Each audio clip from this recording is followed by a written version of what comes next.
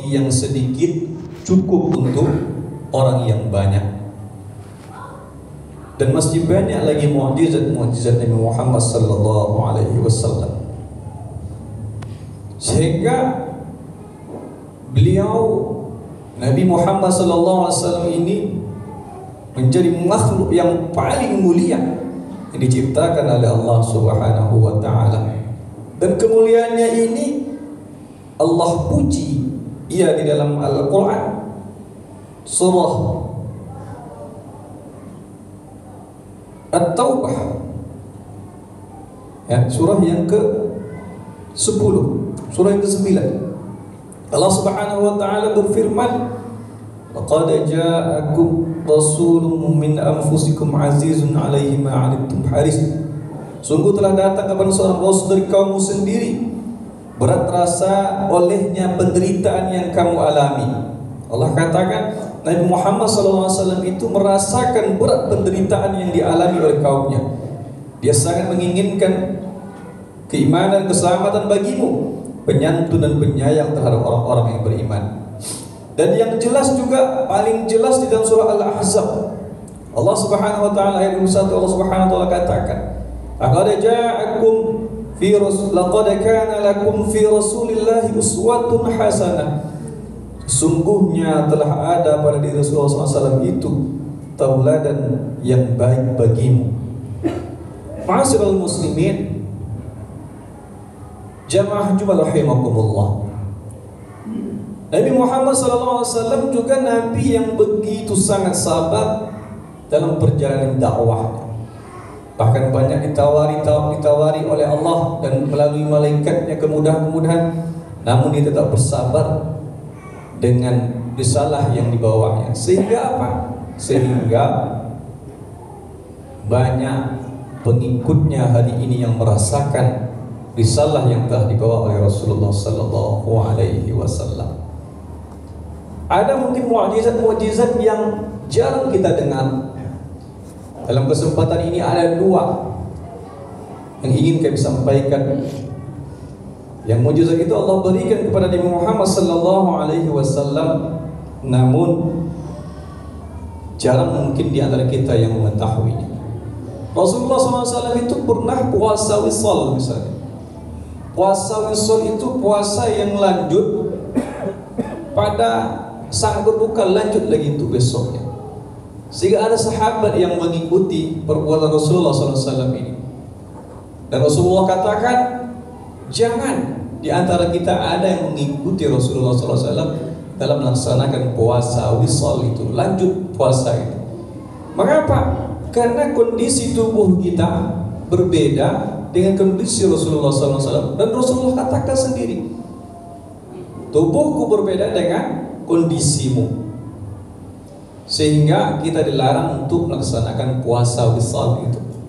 Karena Rasulullah SAW katakan ia langsung diberi makan oleh Allah, diberi minum langsung oleh Allah Subhanahu wa taala. Bukan dalam arti yang hakiki, tapi Allah menjaga Nabi dari hal-hal yang termasuk lapar tersebut.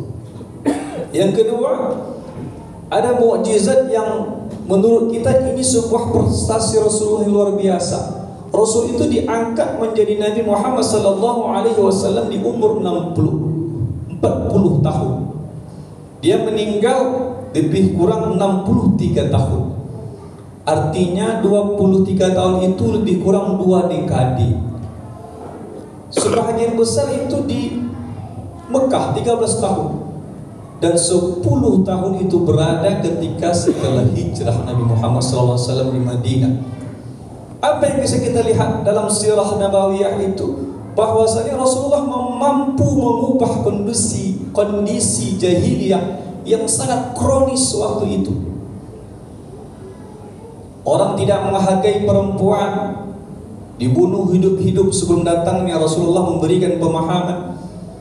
Ya, menikah itu puluhan orang, bahkan gundi-gundi banyak zaman itu luar biasa, dibatasi dengan datangnya Rasulullah sallallahu alaihi wasallam.